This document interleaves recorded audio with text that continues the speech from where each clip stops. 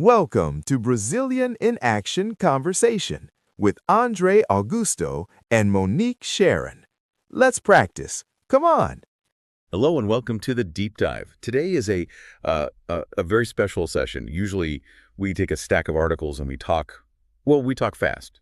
We try to give you information really quickly. But today we're doing something different. We are slowing down. That is exactly right. We're slowing down because we have a special mission today. This deep dive is designed specifically for the Brazilian Action series. My name is Andrew Augusto, and I want you to please listen closely to my pronunciation. It's Andre. You hear that?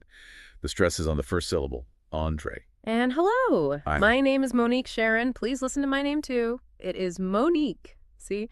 The stress is on the last part. Monnique, it's wonderful to be here with you. So if you're listening to this, you are probably a Brazilian student. You might be a beginner. The sources call this level A1 or maybe A2. And you want to improve your speaking. And you're listening. We know that listening to native speakers, well, it can be difficult. They speak so fast, they use slang. So we want to make a promise to you. Today, we will speak extremely slowly. Yes, and clearly. We really want you to understand every single word. So we're going to look at some everyday situations. Things like greetings, talking about jobs. And making plans for the future. We'll be using vocabulary from Cambridge and the Practice Makes Perfect series. Think of this as a kind of conversation practice. We're going to role play. That just means we'll act like friends talking. And then we'll stop and explain some of the grammar. Are you ready? I am ready.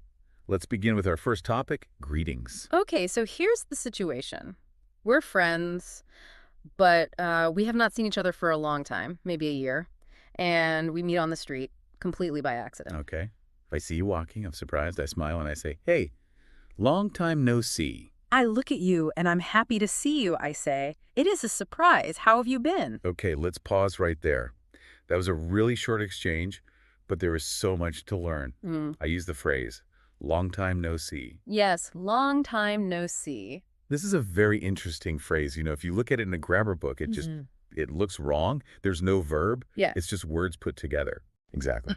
But native speakers, we use it all the time. It's what we call a fixed expression. It means it has been a long time since I saw you, but that's just too long to say. So for our A1 and A2 listeners, long time no see is perfect, it's natural, it's friendly, and best of all, it's very easy to remember. Now, let's look at your answer. You asked a question. You said, how have you been? Why? I mean, why didn't you just say, how are you? That is a great question. How are you is really about right now, this moment, but how have you been refers to the past. It's about all the time since we last met. So you're asking about my life during that whole year we were apart. Exactly. It's just a more meaningful question when you see an old friend. Okay. So you asked me, how have you been? Now I need to answer. What's a good answer for a beginner? Well, the standard answer is, I'm doing well, thanks. And you? I'm doing well. That feels very safe. It's polite.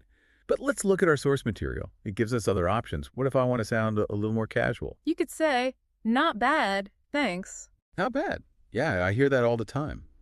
Very common. Or if you want to give a little more detail, you could say this phrase, it was busy but fun. It was busy but fun. I like that one. It tells a little story. It means you had a lot of work, but you still enjoyed it. And there is one more greeting we should probably discuss. You see it in all the movies. What's up?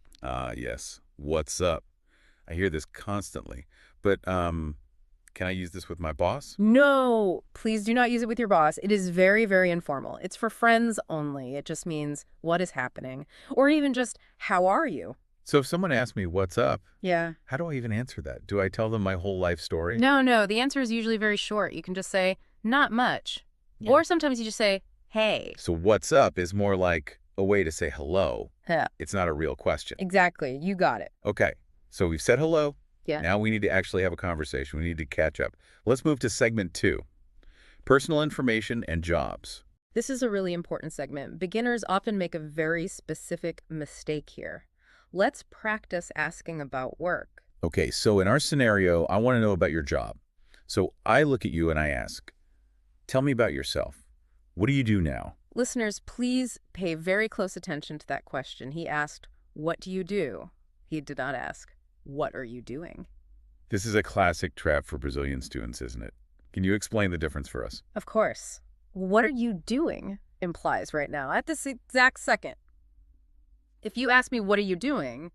I would say, I'm recording for our deep dive. But what do you do? That's about your profession, your routine. Yes, what do you do is basically short for what do you do for a living. Right. So I ask, what do you do? How would you answer that using A2 vocabulary? I will use some words from the Cambridge word list, I'd say. I work as an assistant in a large company. My colleagues are friendly. Let's look at that vocabulary. Assistant, company, and colleague. Colleague is a very useful word. It just means someone you work with. It's a bit more professional than saying work friend. Okay, now it's my turn. Ask me about my life. Okay. Tell me about yourself. What do you do? I am a student. I am studying for a diploma at the university. I enjoy my course very much. That is a perfect A2 answer. You used student, diploma, university, and course. Very clear. Now, I want to bring up a very specific word. Yeah. A false friend. This word causes so much confusion for Portuguese speakers. The word is actually. Oh, yes. Actually, this is a big one. In Portuguese, you have a word that sounds very similar. Atualmente. It means currently or nowadays. So a Brazilian student might say, actually, I am looking for a job. They think they're saying, currently, I am looking for a job. But that is wrong. In English, actually does not mean currently. So what does it mean then? Actually means something like in fact, or the truth is. We use it to correct someone or to give information that might be surprising. Could you give us an example of that? Sure. Imagine I say to you, I heard you are a millionaire. You would say, actually, I am a student. I see. I'm correcting you. I'm saying, the truth is, I am a student. Exactly. So, listeners, please try to remember this. If you want to say atualmente, use the word currently. If you want to say na verdade, use the word actually. That is a very, very helpful tip. Okay, let's move on to segment 3. We're done talking about work. Let's talk about our free time. Yes. Let's talk about hobbies. The Practice Makes Perfect book suggests some hobbies that are very popular in Brazil. Okay, so I'll ask you. Yeah. What do you like to do on weekends? I answer, I usually go to the beach, or I have a barbecue with friends. Beach and barbecue. That sounds like a perfect weekend. And did you notice I use the word usually? I usually go. This talks about my habit, my routine. Good point. Now, let's talk about things we do not like. I want to express a strong dislike for something. Okay. Tell me something you do not like. I don't like cold weather. That's a correct sentence. I don't like cold weather. It's perfectly fine. But we can make it stronger. We can use an idiom. You could say, I can't stand cold weather. I can't stand. Now, if I translate that literally, word for word, Yeah. it sounds like I have a problem with my legs. Like I cannot stand it. English idioms can be pretty funny, but I can't stand just means I really hate it. Mhm. It annoys me. It's too much for me. So I could say, I can't stand the rain. Yeah. Or I can't stand traffic. Yes, exactly. It's very natural. It shows emotion. Speaking of being natural, I've noticed something in our conversation. Sometimes we hesitate. We say things like, or. Yes, we call those conversational fillers. A lot of students think these are bad words. They think they should never, ever use them. That is just not true. In fact, using them can actually help you sound more natural. How does saying, help me? Well, it gives your brain time to think. Yeah. When you're speaking a new language, your brain is working very hard. You're searching for the right word. If you're just silent, it can feel a little awkward. Right. The other person might think I finished talking. Exactly. But if you say, I like playing tennis, the other person knows you're still thinking. It keeps the conversation going. I also hear the word like used this way, especially by younger people. Yes. For example, I really enjoy the beach. In that sentence, the word like has no real meaning. It is just a sound. It fills the silence. So the advice is don't be afraid to use or it can make you sound more relaxed. Try not to use them too much. Okay. Let's move to segment 4. We are having a nice chat. Now I want to make a plan with you. I want to invite you to an event. This is a very practical skill to have. Listen to the words we use here. I ask, are you free on Saturday? Would you like to go to the cinema? Let's stop there. You used a very polite structure. Would you like to? Yes. I could say, do you want to go?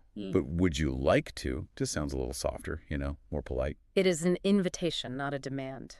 Now you have to answer. But imagine you're busy. You have to say no. Saying no can be hard. I don't want to be rude. I can't just say no. So what do you say? I'd say, I'm sorry I have an appointment. Or I can use a phrase from our source material. I'm afraid I'm busy. I'm afraid I'm busy. There is that word afraid Does it mean you are scared? No, not at all. In this context, I'm afraid just means I am sorry to tell you this. It is just a polite way to give bad news. There's also that great idiom for being very busy. The one that involves a plate. Yes. The phrase is, I have too much on my plate. Too much on my plate. It's like, imagine you are at a restaurant. Your plate is full of food. You cannot add any more. Exactly. It means I have too much work, too many responsibilities. I cannot go to the cinema. I have too much on my plate. Okay, so Saturday is not good. I'll try to reschedule. I say, how about Sunday? And Sunday is good for me, so I respond with some enthusiasm. I say, that sounds awesome, or maybe that sounds brilliant. Awesome and brilliant are great A2 adjectives. Yeah. They just mean very, very good. Now, we need to agree on the specific time, and this is where grammar is very strict, so listen carefully. I say, let's meet on Sunday at 7:30. Did you hear the prepositions? We use on for the day, Yeah. on Sunday, on Monday. And we use AT for the time, at 7:30, at 5 o'clock. Never say at Sunday or on 7:30. That will sound very wrong to a native speaker. You just have to memorize the combination on the day, at the time. Great. So we have a plan. Now let's move to our final segment, segment 5. We're sitting at a cafe, we're looking around, we start describing people. Describing people is a key part of English exams, like the CET exam. So in our scenario, you ask me about a new person at work. Do you know the new colleague, Paul? And I'll describe him. Yes. He is friendly and polite, he's tall and has fair hair. Okay, let's look at those adjectives. Fair hair. What does that mean? Fair hair means light-colored hair, like blonde hair, for example. And friendly and polite. Those describe his personality. What does polite mean exactly? Polite means he has good manners. You know, he says please and thank you. He respects other people. Okay. Now, let's practice giving an opinion. When we give an opinion, it's really important to explain why. Go ahead. Ask me a question about my preferences. Do you prefer eating at home or in a restaurant? Okay, I'll answer using the structure. Opinion plus reason. I prefer restaurants because I like trying new food. You use the word because. Yeah. It's the magic bridge, right? Yeah. It connects your opinion to your reason. Exactly. Now I'll ask you, what do you think? In my opinion, eating at home is better. It is quiet and comfortable. Excellent. You used the phrase, in my opinion. That signals to the listener that this is just your thought, not a fact. We have covered so much today. I mean, we practiced greetings, we talked about jobs, we made plans. And we describe people. It is a lot of information. Let's do a really quick recap of the most important points. Okay, number 1, greetings. Long time no see is a great phrase. Yeah.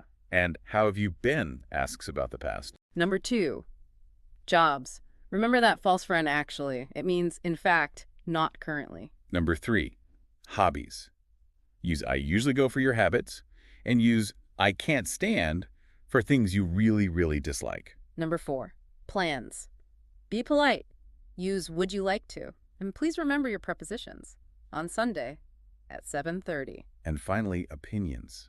Use I think or, in my opinion, and always give a reason with because. This was a very productive session, but before we finish, I have one last tip for our listeners. What's the tip? You cannot just listen. You must speak. That is so true. Listening is passive, speaking is active. I suggest you stand in front of a mirror, look at yourself, and practice these phrases. Say them out loud. Actually, I'm busy. Long time no see. I have too much on my plate. When you speak, your mouth muscles, they learn the shape of the words. It really helps you remember. That is excellent advice. Practice makes perfect, right? And we have one important request for you.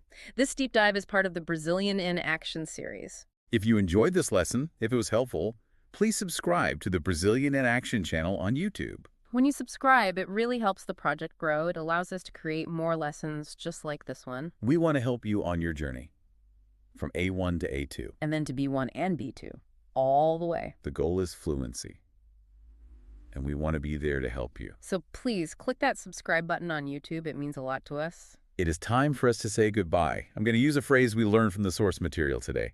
Have a good one. Have a good one. I like that. It means have a good day or have a good night. It's very versatile. Thank you so much for listening. See you later. Bye-bye. And keep practicing.